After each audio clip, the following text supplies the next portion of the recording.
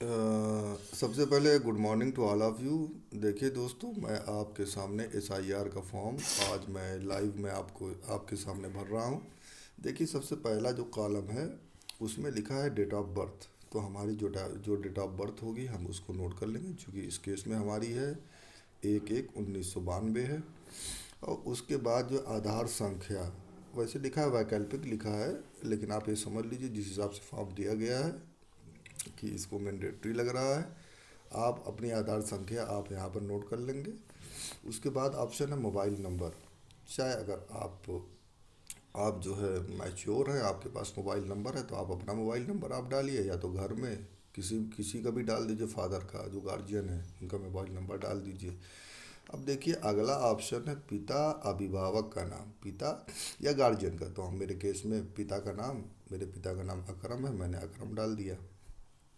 अब देखिए, पिता की ईपिक संख्या।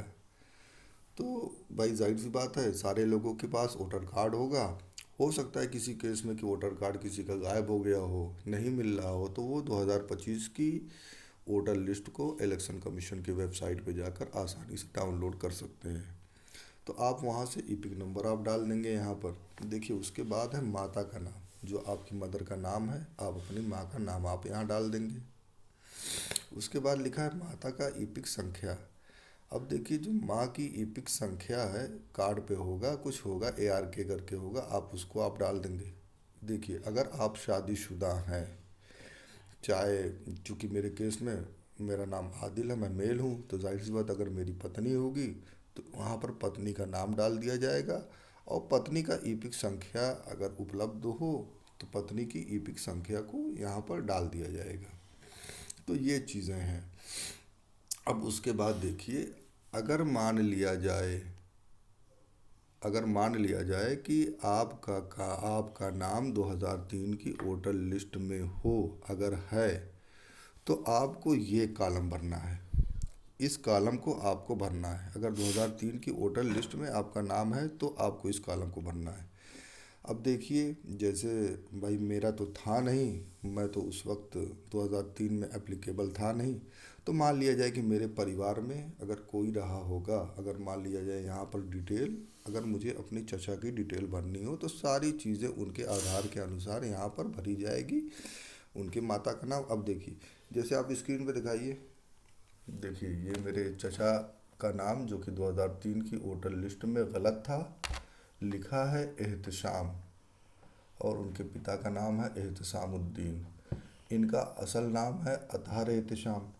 तो अब हम 2003 की ये वोटर लिस्ट है, यहाँ पर हम लिखेंगे इनके नाम के साथ हम एहतशाम लिखेंगे, जैसे यहाँ पर दिखाया जाए।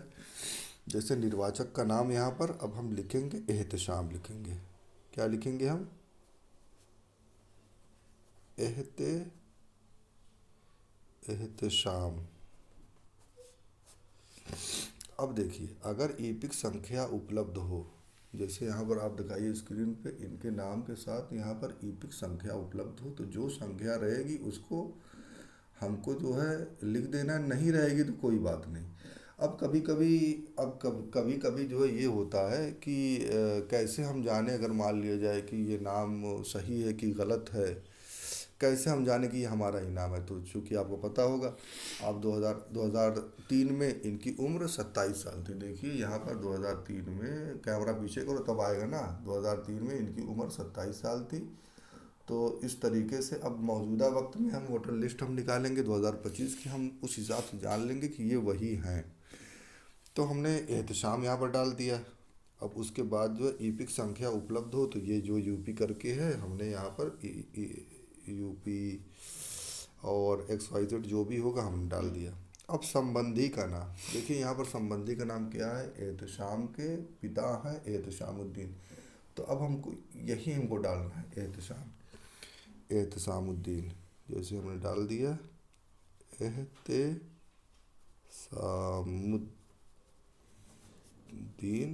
हमने डाल दिया। अब ये संबंध क्या है? एहतशाम जो कि गलत नाम है, इनका नाम है अतहर एहतशाम, इनका इनसे संबंध क्या है? ये इनके पिता लगते हैं, तो हमने यहाँ पर संबंध में हमने पिता हमने डाल दिया। ज़िला हमने आज़मगढ़ डाल दिया। आजमगढ़ हमने डाल दिया। राज्य का नाम उत्तर प्रदेश हमने डाल दिया। देखिए जब यहाँ पर दिखाई, देखिए जब ये आप SI आप 2003 का फॉर्म जब आप डाउनलोड करेंगे, इसको आप ऊपर लेकर जाएंगे। जब आप ऊपर जाएंगे जो है तो आपको ऊपर जो है एक जगह आपको निर्वाचन क्षेत्र का नाम आपको मिल जाएगा। जैसे मेरे केस में है, यहाँ पर है सरायवीर है, हमने सरायवीर हमने लिख दिया। इसी तरीके से वहाँ पर आप लेफ्ट कॉर्नर में आप देखेंगे तो वहाँ पर आपको जो है निर्वाचन क्षेत्र संख्या आपको मिल जाएगी।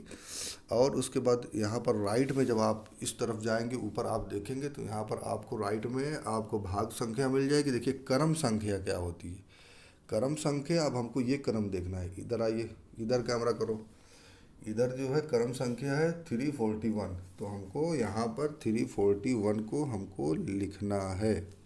अब ये हमारा फॉर्म अगर 2003 की लिस्ट में, अगर 2003 की लिस्ट में नाम होगा तो ये हमारा फॉर्म जो है भर जाएगा इस तरीके से। और यहाँ पर जो है अगर हम मौजूद थे तो अपनी साइन कर देंगे, या तो हमारे घर का कोई भी गार्जियन साइन कर देगा। अब देखिए उस केस में, जिस केस में 2003 में नाम नहीं है, तो जैसे मेरा है 2003 में मैं था नहीं, तो उस केस में जो है अब मेरे पिताजी का नाम, अब मैं देखूंगा कि 2003 की लिस्ट में मेरे पिताजी का क्या नाम था। तो स्क्रीन पे दिखाया जाए, 2003 में मेरे पिताजी का नाम था अकरम एहतशाम। मैंने यहाँ पर लिख दिया अकरम एहतशाम। देखिए ईपिक संख्या क्या थी,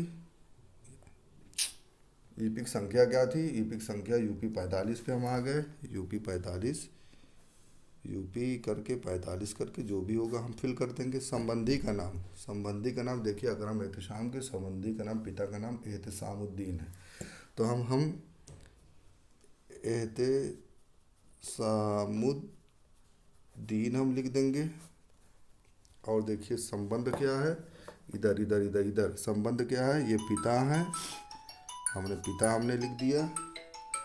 और ज़िला क्या है, आजमगढ़ है, आजमगढ़ हमने लिख दिया। राज्य उत्तर प्रदेश, उत्तर प्रदेश।